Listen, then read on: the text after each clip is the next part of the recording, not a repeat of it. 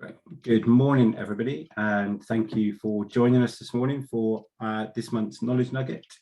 For those of you who haven't seen me for a while, I'm Stuart Laws. I'm the chairperson for IDEAS UK, and I'm stepping in for Zena this morning, who's having a well-earned break. Before we get started, just a quick reminder about the Idea of the Year competition that we run every year and culminates in the final at the conference in November. It's free for IDEAS UK members to join, and submissions are now open. The website is up and running. Helen has the link if you need it, although I'm hoping not anybody actually needs the link, and you've all got it in your mailboxes from the emails from Helen and Zena over the last few weeks. It'll be really good to see some really good submissions in again this year, and as always, my challenge is for everyone to beat the MOD because we hold the most wins in categories and Idea of the Year. And I like it when we give awards to other organisations because it reminds our guys not to be complacent. So I'm looking forward to the challenge from everybody as we go. Closing date is the 6th of July. Feel free to reach out to Zena, myself or Helen if you need any more information on that competition. Looking forward to the next Knowledge Nugget. You will also notice that it's on a Wednesday and it's in the afternoon for those of us in the UK, and that's because our speaker is based in Canada and we don't want to get them out of bed overly early just to talk to us. It'll be early for them, but a good late lunch. So late lunch and learn session, probably the best way to think about it next time round, and that will be creating a market for mobile healthcare applications, which I think is something which we can all take some lessons from as an adjacent approach and then bring into our own organisations going through from there. And looking forward to today, I'm going to hand over to Grant and we're going to talk Secret Successful Innovation Programme. And I believe we're sort of going to focus a little bit on blockers and barriers, Grant. Yeah, absolutely. Thank you, Stuart, and thanks, Helen. Over to you. Yeah, amazing. So let me just share screen. Screen 2, Connor, that's showing okay? Yeah, looks great. Yeah, so what we wanted to do today is to really share with you the common blockers to successful innovation programs that we see with our customers and to make it really interactive. So we'll just chat through each blocker as we go. Tim's given us an additional one, which I want to start with, and then I think it'll be great just to get the insights from the room of how people have handled these challenges. So I think we'll just sort of rising tide, all ships, we'll work through it like that. And Tim, I wanted to start off with your comment about making time day to day, and that's one that we're really wrestling with at the moment, which is that focused time for innovation. And Tim Ferriss talks about maker time versus manager time, and creating that deep thinking time, which we really struggle with. And I think I'd love to get someone's thoughts on that, because it's a real challenge doing your day-to-day operational work. And our day-to-day work is innovation type projects. But I find that too, Tim, with our own innovation work for our internal things. You've always got things going on and you never have that sort of 2-3 hours of focused, deep thinking time to really put proper effort in. So before I ask you, Tim, I was going to say, Connor, have you got any thoughts on that? Carving out that deep thinking time, carving out the space for innovation over and above like the day-to-day mission criticals and KPIs. Yeah, I think it's so important, right? There's studies that show that the best ideas come from when you're going on a run or when you're in the shower or something like that, and you just don't get time for that when you're fighting fires all day. There's something that isn't properly thought of. I've heard some really good ideas coming around different people about maybe having some what do they call it, white space in your calendar, space where you just don't have meetings and things like that. There's so many companies that think if there's any sort of free time for any individual, they need to shove something into that space with maybe a meeting or some other productive time. But actually it might be the most productive thing just to leave that blank and give people some breathing room to actually generate new ideas and things like that. So yeah, I think it's a great one. That's a good one. And then Tim, Connor gave me a technique. So I had always been trying to carve out like a day or a half day to focus on our internal innovation projects. And I could never get it right to get that uninterrupted time. And Connor mentioned to me the Pomodoro technique, which is an old technique, but the essence of it is, Connor, I think it's 20 minutes of focused work, 5-minute break, 4 repetitions of that, and then a longer break. So in essence, you can do some deep work in 1 hour.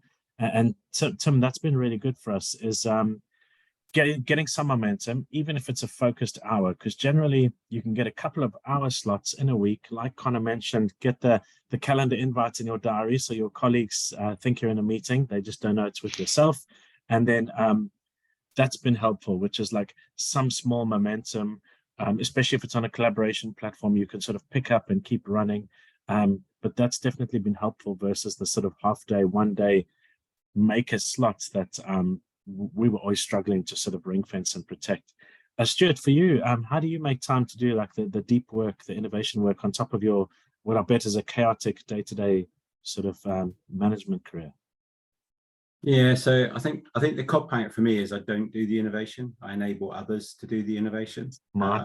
So the unit that I lead is providing support and funding for innovation projects. So we sort of provide all of the signposting and pointers and guidance and support for projects, to align to the capability need and the problem they're looking to solve, make sure that they've got their SROs and their capability sponsors, and they're doing the right things to be able to be exploited. Occasionally, I do get distracted by things. They're normally relatively large, big changes within the department as well. So then they become a project, and then we allocate project time to those. But I think my senior leadership team have got to the point where they're going to tell me to stop having ideas to take forward, because they then suck up 6 to 12 months worth of time and effort.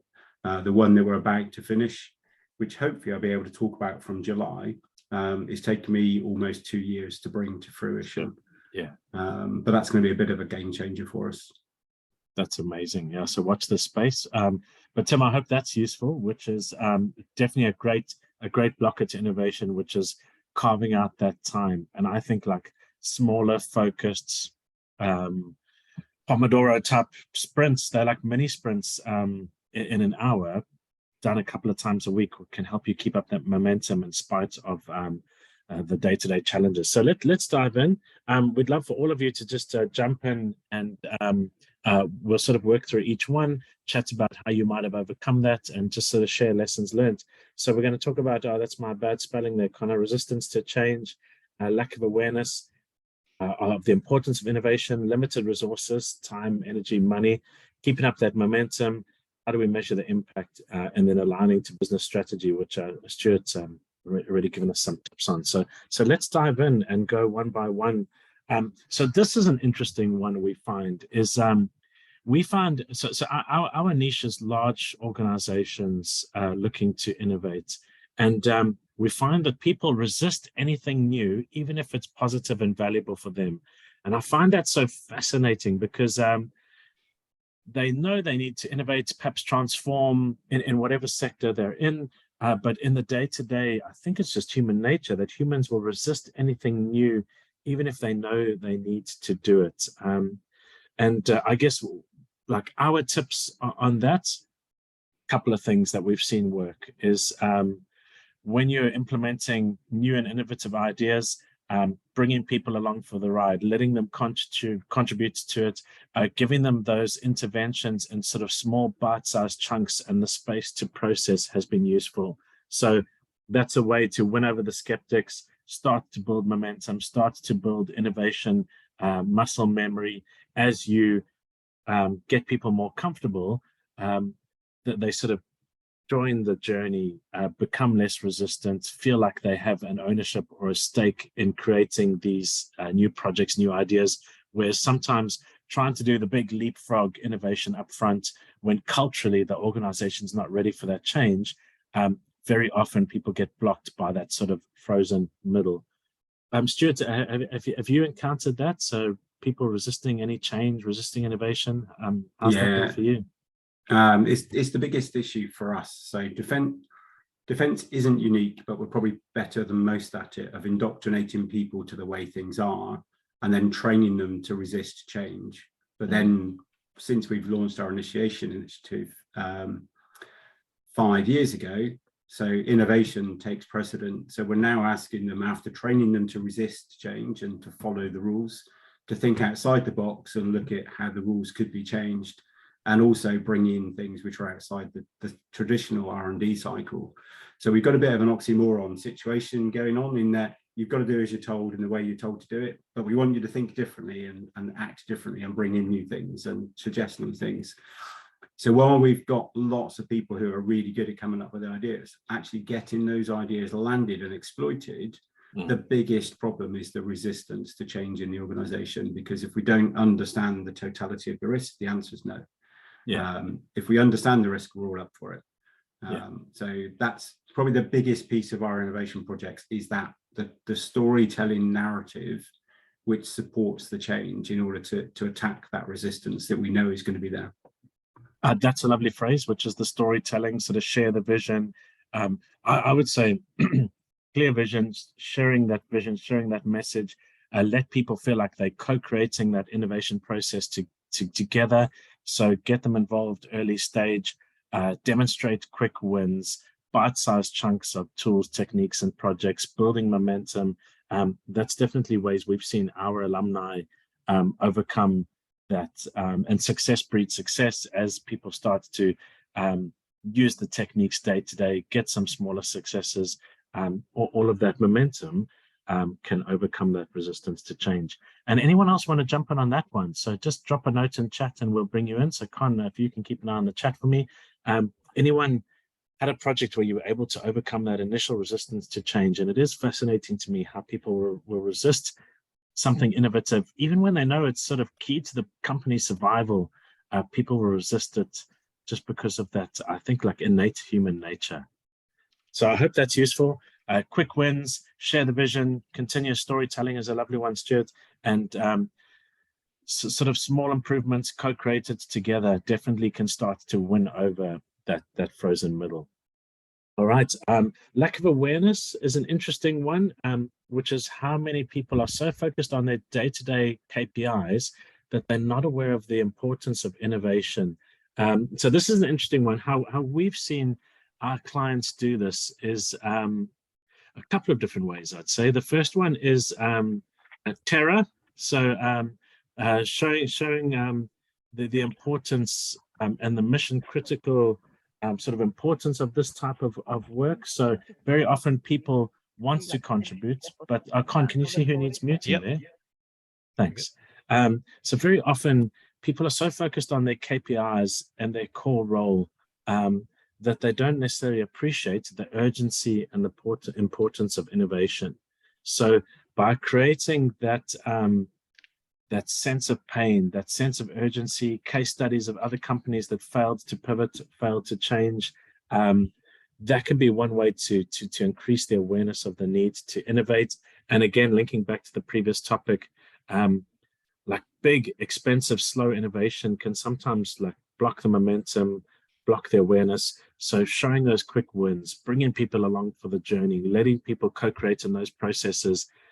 Ways that we've seen some managers do this is, and Tim, I'll bring that comment in, but ways we've seen people do this from our alumni is sort of monthly sort of brown bag lunches, physical or virtual, where people can come along, hear about case studies of what's gone wrong with other companies in industry or what people have done right. Those things done consistently can create an awareness, and then sort of small regular sessions where people can start to contribute to ideas, see them getting turned into projects, see some traction, get involved, somehow feel part of that journey can again help with the resistance to change and the lack of awareness of the importance of innovation. Tim, do you want to unmute and give us that one? If you're comfortable, otherwise I'll read it out. Let me know if you're comfortable to do that. Yeah, no, sure. It's kind of, if you're trying to bring in an innovation into an existing program that's ongoing and it's being managed well, it's going to plan, it's going to budget, it's on time, and then essentially we sort of turn up and say, yeah, we just want to kind of mess with this bit on the side here, and we want to try something, and it might not work, but it might be a bit quicker, or it might be a bit more efficient.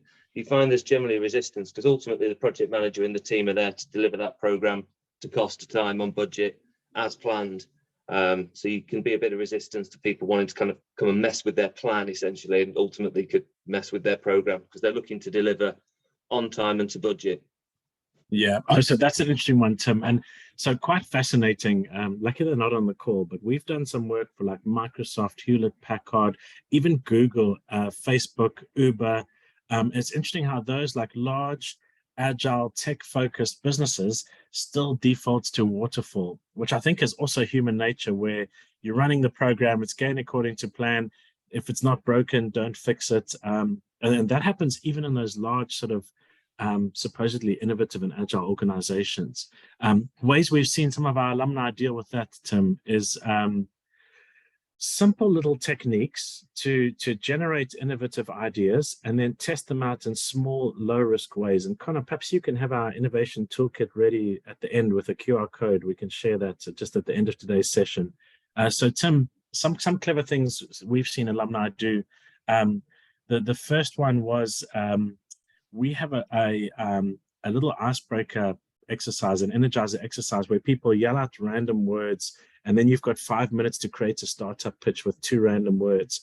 So this particular alumni started doing that around a topic. So around your project, around your program, people yelled out random words, they blended them together, and they had to pitch an innovative idea.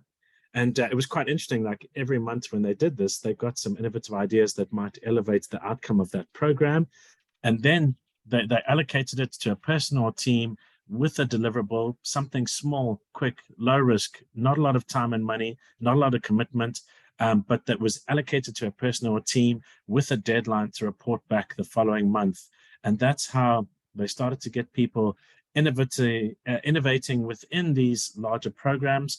But it wasn't a heavy lift in terms of time and money. But there was also that accountability that in the next session, in the next month, they knew they were going to get asked about it. But an easy ask, an easy yes.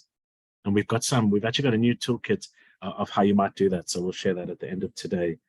So awareness of the importance of innovation, set the ships on fire sometimes, make people aware of the pace of change, good case studies, good examples of where transformation has been effective. I think that's something that's got to be drip feed ongoing to sort of get over the noise of the day-to-day commitments, day-to-day KPIs and measurables. So hopefully that's useful to you on awareness. Limited resources is an interesting one. So most of our customers struggle with limited time, limited bandwidth, and limited budgets, and always like the wish list is always so tough. So this is difficult for a couple of reasons. The first challenge that most of our alumni struggle with is the quarterly, what we call in corporate, the quarterly crunch. And the quarterly crunch is where you've got to deliver on revenue, profit-focused deadlines, reportable that quarter, and that's like absolute priority number one, which means that you've got very limited, or often very limited resources to do the bigger picture, far-reaching innovation, the experiments. So that is always tough. The ways that we've seen people do this is, again, small, quick, low-risk experiments to demonstrate traction. So we've actually put together a rapid experiments playbook because we would see these pain points with many of our customers, many of our alumni. So in many large organizations, someone has an innovative idea or concept, and those organizations will throw anything from 50 to 250,000 pounds at that project, but it's too much money, it's too high risk, and they have limited budgets, limited resources. So definitely in our experience, smaller, quicker, sort of lean startup experiments that are quick, inexpensive, low risk can be a great way to overcome that. And then in terms of time constraints, making those smaller chunks of innovative time available each week, even if it's an hour a week, as a team, doing the mini Google Sprint, working on a project, just keeping up momentum. Momentum is your friend. So I hope that's useful to you in terms of budget constraints, small, quick, low-risk experiments. We've got a toolkit for you on that. And then momentum. So with the limited time, share that with people, keep the momentum up. And as you gain traction, you should hopefully be able to unlock additional resources. Stuart, anything from your experience on the sort of limited budget, limited time? I mean, you must have a laundry list of innovative things you want to do, and then everyone has a limit. We've got a really long list of stuff we'd like to do, and you know, we got the annularity challenge as well. So trying to work within budgetary cycles within the public sector is always difficult. One of the things I have managed to pull together is our cross-sector innovation approach. And that's where we work with a non-defense industry partner and other government departments who have got a shared challenge, and we create a shared innovation pot and then work with Innovate UK and use their grant approach to fund the projects through that one. So that typically means that I will put about 60% of the pot in with industry and academia, and Innovate putting the other 40% in. So we do up to £10 million challenges that way. So obviously 6 million of defence money for a £10 million pot is good on your business case. And then we generally have products coming into the marketplace at the end of those challenges, which can then be procured straight away. So we sort of cut out part of that implementation cycle by having it ready as a service to buy. But that's taken me quite a long time to set up. We've only run two challenges. We terminated one early, although that's had some side benefits too. And it takes about 18 months to set one of those up properly. There's a lot of prep work which goes into them, finding the right partners and stuff. So, but yeah, it's worth the hard work. So. Yeah, so that's a great one. Two things you're inspiring me there. Two things we've seen our alumni do on that limited resources. The first one was sort of open innovation challenges. So it's quite fascinating throwing out a challenge to your customers, your users, students. It was quite fascinating to watch students would do for £2,000-3,000. They would literally churn away for a 3-day weekend on your company innovation topic, and you could have multiple teams working on this challenge, all for a £2,000 prize. Connor and I figured out that there's like a mean point that will get students excited, and it's greater than sort of about £500 for a team prize is the magic number. But I love that because you can absolutely unlock additional resource, just like the example you mentioned, Stuart. So open innovation challenge to your users, your customers, to smart PhD students. That's a great way to do it. And then co-creation with other players within your ecosystem, universities, vendors, suppliers. We have one of our alumni that does a quarterly, she calls it an industry challenge, but in essence, they just get customers, vendors, and members of their organization into a hotel sort of conference space, and they run a hackathon for a day working on a tough challenge. And they've had some amazing outcomes. For the cost of some room hire, you get a whole lot of bright minds together and generate an exponential ton of value. So that's a great one. And Tim, you've got a good comment here, which is it's difficult to get people to work on projects when they're allocated by their line manager commercial work. And you're absolutely right, that focus on revenue generation, the quarterly crunch, how do you do that? So hopefully, Tim, these are inspirational as well, is use your user base, use your vendors, throw open challenges, and definitely, depending on the country that you're based in, you've got some tier 1 universities with lots of bright minds just waiting to collaborate. And with like a ridiculously small prize money, it was fascinating to see what students would generate. Just a bonus one here, there's a lovely UK startup called WorkFinder, and WorkFinder, based out of Cambridge, place UK interns. So you can get an intern for 3 months for like £120, and that's something we do, and we've seen some of our students, some of our alumni do, is get some bright minds in to work on those type of projects, keep up the momentum in spite of having limited resources. So I hope that's a good one. Let's head on to the next one, which is keeping up that momentum. And this is tough because very often, depending on the scale of innovation horizon you're looking at, you don't necessarily have quick wins. It's high risk, it's longer term. And how do you keep people engaged, motivated, sustaining that innovation momentum, delivering some sort of business tangible outcomes, getting people engaged, and keeping up the longer term commitment? So Stuart, how's that been for you? Because I bet a lot of your projects are high value, multi-year. How do you keep up that energy and that engagement?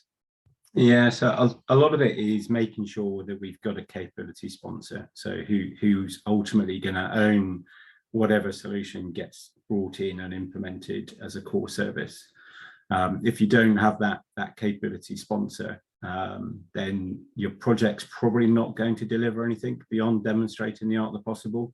And it's compounded within the defence and public sector, because people move around quite a bit.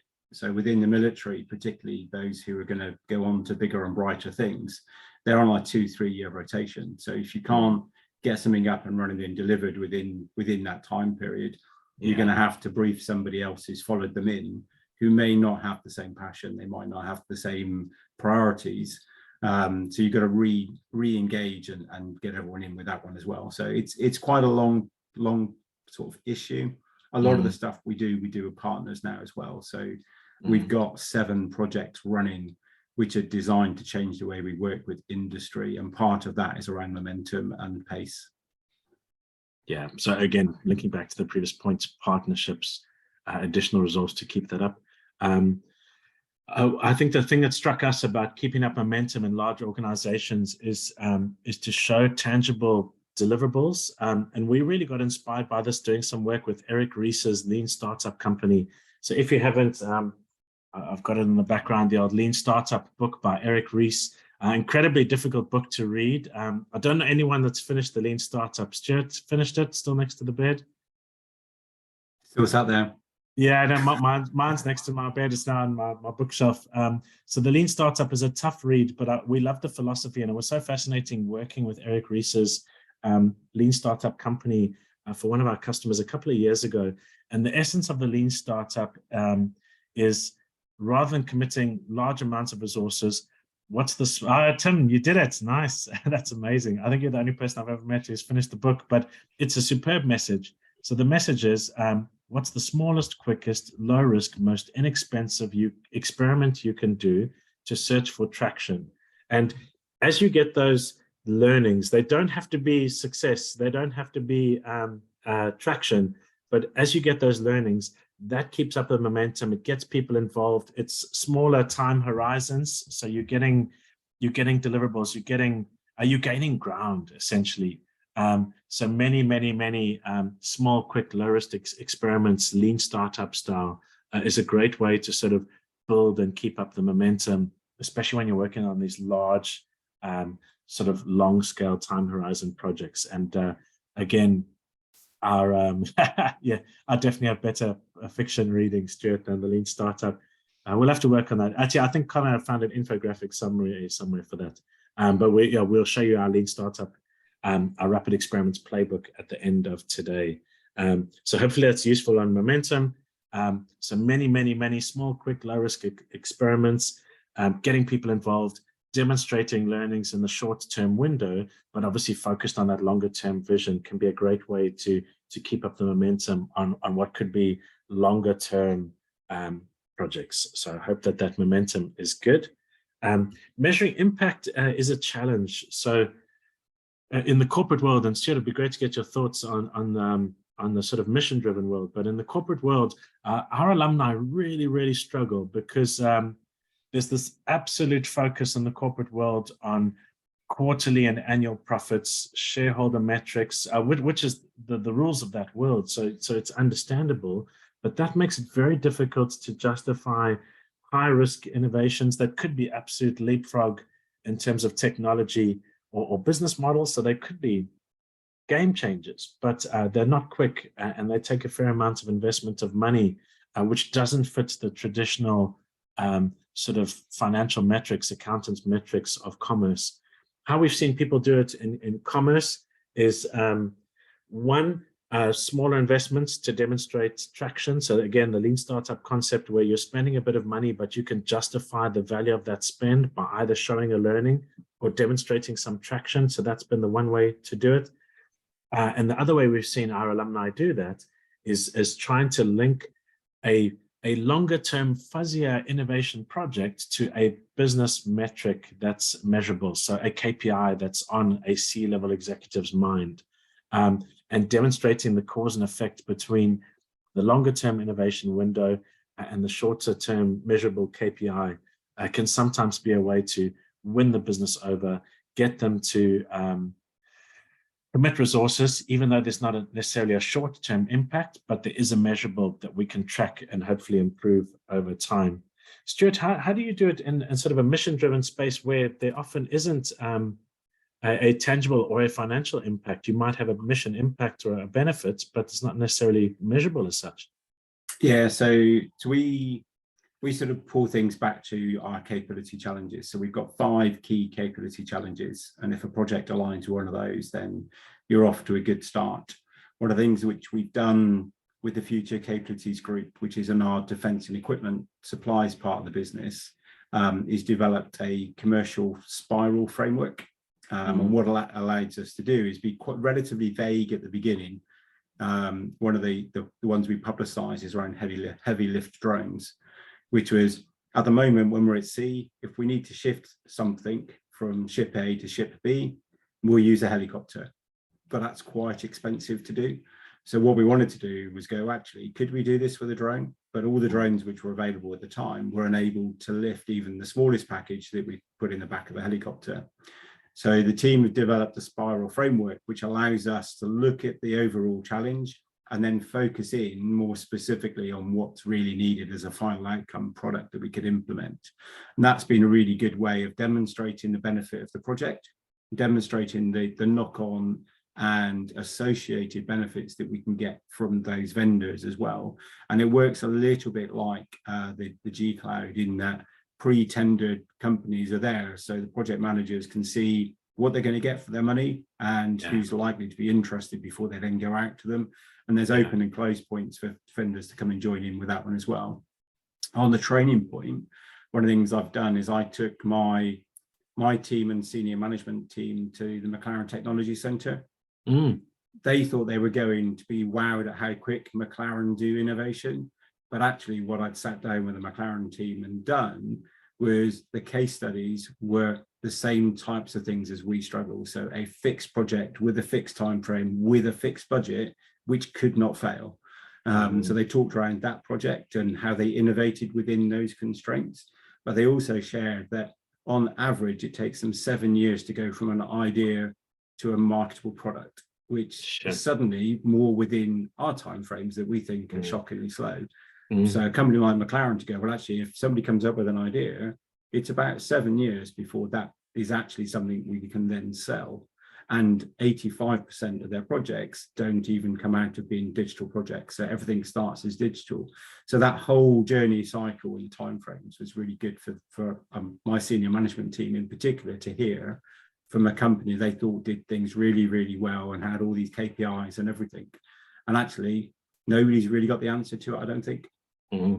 So that's a great shout. And it reminds me of a talk I went to with Alex Osterwalder, the business model canvas sort of inventor.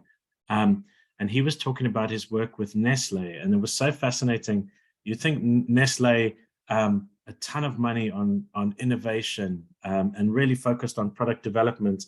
He asked us to guess, how many projects does it take Nestle to create a new $1 billion product, a product that will generate in excess of $1 billion of revenue? And it was shockingly high.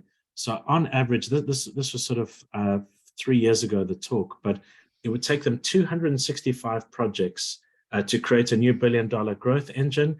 2/3 of those projects would make no money. So that links to your sort of 85%, be prepared for the 85% drop-off rate. And it's an absolute numbers game to find and unlock that future growth engine. So 2 things I take from your comments, Stuart. The one is educating senior leadership on those numbers and that like exponentially high failure rates, but the numbers game to get to that sort of revolutionary idea. And there's a lovely book called Many Small Bets, all about that concept and innovation. You've got to be doing a ton of activity. Not that we should be wasting money, we should be measuring it, but understanding that risk versus reward ratio, that is a great shot. So that's a good one. Let's nip on to the next one, which was aligning with business strategy. This one I think is fairly solvable. So I'm tough in some context, but many of our alumni that come in our program want to go back and they want to get that like large, slow organizations innovative. And that can be a challenge for many of the sort of reasons we've spoken about already. And I think one of the tricks is to align innovation to the business strategy and really make sure that there's a clear line between the organization, the vision, and how innovation can be an enabler for that, building it into quarterly and annual KPIs, and then really thinking about practical implementation. And Stuart, you've given us some great examples of how you can take that innovative work, but link it to sort of mission critical deliverables aligned to the business strategy. You're going to get more buy-in. It's linked to KPIs, sort of really integrating that into the company strategy, vision, and planning, rather than innovation being the what's the word some of our clients use, Connor, but sometimes innovation seen as like the skunk works, the sort of crazy scientist laboratory, and there's value in having those sort of out there spaces and teams, but really linking strongly to business strategy. How's that been for you, sort of organizational strategy, Stuart? I know you've actually touched on this already in a couple of different ways. Yeah, I think for us it's essential, because if we can't link anything to an improvement in capability and the way that we do the variety of tasks that we are called upon to do, it's just not going to go anywhere, because suddenly you've got no funding, you've got no support program, you've got no way of implementing it. Your end users have no interest in using it, so you've got to be able to link it really quickly to what's in it for me from all levels, whether that's the senior leadership team, the budgetary, the commercial guys, the end users, industry partners. So there's a lot of complexity to what has to happen for us to have a successful project go through an innovation sort of workflow, as it were. That's not to say it doesn't happen. There's a lot of stuff which goes on, particularly low-level stuff, and then just gets shared and plagiarized, which is the ultimate to success. But then some of the bigger sort of game changers that we've got going, they have a big impact on the industry sector that supports us as well. And they take a little bit longer to pull in, but if it doesn't align, then it's a non-starter straight away, which is why we have these big 5 capability challenges set by the chief scientific advisor. Industry partners have their top 5 priorities as well, and where they align, that's where the sweet spot is. So it's aligned, it's inclusive, it's super clear. Those are great comments. And I would say, like, our alumni that get the best results, they create and communicate that sense of urgency and importance. Often they link it to business or industry strategy and KPIs, and then they demonstrate early stage learning and traction that's measurable. So it's got to be measurable, it's got to be delivering something, even if that benefit is intangible. We have to be creating value, and all of that will build momentum. So that's a great one. Risk aversion. So our trick for risk aversion is reducing the commitments of innovation. And we love the lean startup methodology, which is many small, quick, low risk and inexpensive experiments allocated to persons or teams. The Lean Startup book has got about a dozen experiments that are sort of startup focused, but really interesting to look at. And then what we've done recently is we tried to create a recipe book of about 3 dozen experiment recipes that you could use in large organizations on things like systems and processes, rather than startup sort of tech focused products. And we'll give you all the link to that at the end of today. But definitely our advice on overcoming risk aversion is de-risk it. Make it an easy yes. What's the simplest, quickest, low risk, most inexpensive way you could start to test out your innovative concept and demonstrate traction? Because once you can demonstrate traction, you can demonstrate value that's measurable, you've got such a greater chance of winning more support, more resources. Stuart, have you had that, overcoming risk aversion? I bet there must have been a blocker. Yeah, so we don't like risk, we don't understand and can't mitigate or manage. But then when it comes to innovation, we've got a whole host of things that we sort of do to help with that, going from a staff ideas scheme, so our GEM scheme, which is supported by our Defence Ideas platform, that provides payments to individuals and teams for the ideas that they propose and are implemented. We have an evaluator incentive payment which goes alongside that. So whoever's called on to evaluate and implement those ideas gets a share of what the individual gets. We've got internal commendation schemes, we've got award schemes internally. All of them now have an innovation category, and we actively support those from the unit. So myself and the team will be the judges and pulling together experts in order to judge those ideas going through. That then gives us a really good set of ideas, going back to my first comment of the day, for external things like the Ideas UK Idea of the Year competition. So we sort of take the best of what we got from our internal award ceremonies. And if we can get them to make sense in an unclassified environment, then they become our submissions for external competitions as well. And that sort of forms a network of opportunities which drives the importance of innovation and the benefits to the organisation and our people. Yeah, that's a great comment, and that's definitely something we've seen our alumni do in terms of overcoming that risk aversion, prizes, recognition. We had one customer, they were a sort of a startup, so they called the rude word. We definitely can't mention it on Ideas UK recording, but they had a prize for the biggest muck up of the quarter and the year, and just by celebrating failures, celebrating things that went wrong, there was like a sort of company-wide sort of learning from that, a little bit less risk aversion, creating a safer space to test out these ideas, but obviously mitigating that risk as best you can. I think one of the biggest problems for me is when I do the innovation section on our senior leadership training course. So when everyone gets to a certain point, they all go and do a mandatory training course around the senior leadership sort of skills and expertise they're expected to bring to the jobs. And we have a half-day session on innovation in that course. The one part of that half day which is always the most robust, is probably the safest word in this on a recording, is when we're talking around failure and the fact that it's not failure as long as you haven't, if you haven't learned something, that's a failure. But if you haven't got your expected outcome, that's not a failure. That's just the outcome of the project. And as long as you've learned and understand why you didn't get what you expected, that's still a successful project to some degree. And that conversation with a whole bunch of people who've just been promoted to that senior civil service level or the one-star military level is usually quite robust, because they're by that point they're really fixed on, but if I didn't deliver what I said I was going to deliver, that's a failure. It's only a failure if you didn't understand why it didn't work. And that's always a good conversation. Such a great comment. So we have that in the commercial environment where failure is sort of forbidden, it's career limiting, and then what happens is we drive these longer term projects that have an inherent flaw, but failure is forbidden, so we just commit more resources, more time to them, and it becomes quite toxic. So actually, you're quite right, which is educating people on it's actually the opposite of risk, because failing early, turning failure into learnings is so valuable.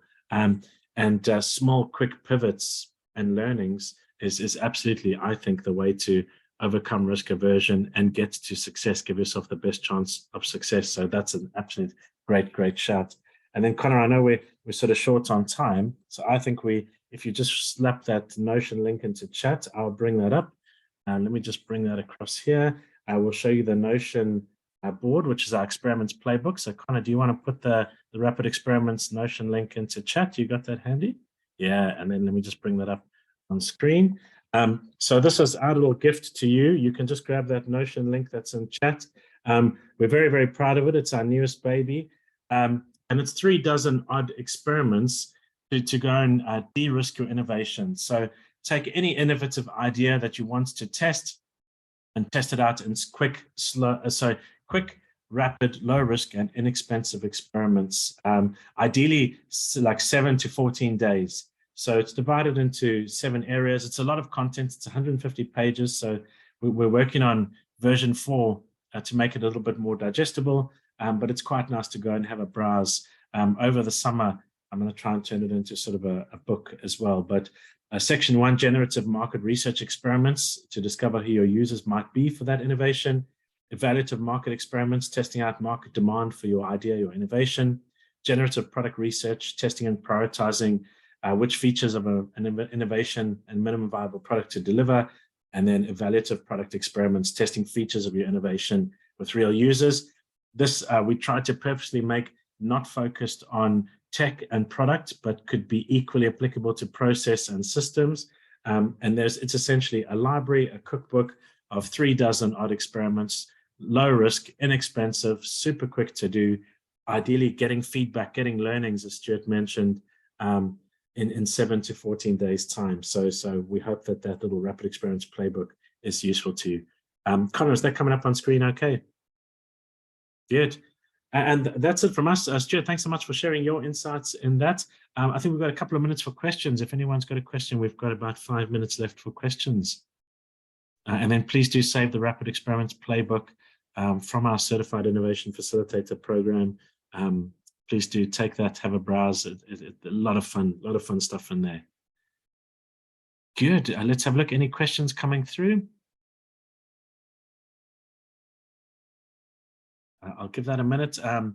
Tim, was that helpful to you? You gave us a couple of great comments there, Tim. So did that do everything that you were hoping for from today? Anything else you want to chat through, Tim? No, that was really useful. Particularly, I sort of align quite closely with Stuart. We don't do anything small or quick in nuclear. Yeah. So yeah, that's for a good reason. Yeah. Yeah, we don't do quick, and we don't do minimal viable products. There is a fear of a failure, and we do address that by saying it's learning. But yeah, we have quite a lot of experts in our business, and we train them to become subject matter experts, and they have a deep level of thinking within a very small area, and getting them to kind of think a bit broader or outside of that deep ingrained training of thinking that we've asked them to do can be a bit difficult to look at divergent things and kind of break out of the mindset that we've trained you to do and think in a different way. But yeah, small, quick, realizable innovation projects, we don't go that quick in nuclear. So Tim, interesting. The Rapid Experiment Playbook might be interesting for you because we do have scenarios like that. Probably not as high risk as nuclear, but we work with. We were doing a session with the students from the Big Bang Theory. I don't quite understand. It's something to do with quantum computing, but that was quite fascinating because you're innovating and prototyping on technology that doesn't quite exist yet, and it was so fascinating the experiments that they came up with for those sort of intangibles, de-risking those. So definitely in the playbook, you'll find some interesting stuff that could be valuable for that. So I hope that's useful. Drop us a note. If it is. Yeah, I'll have a look. Good. Thank you. Excellent. Okay, guys, thank you very much for that session. If you just bear with me, I'm just going to stop the recording. Yeah, and then let me stop. Thank you for joining sharing. us today. Good. Thanks, everybody. Cool. Thanks, everybody.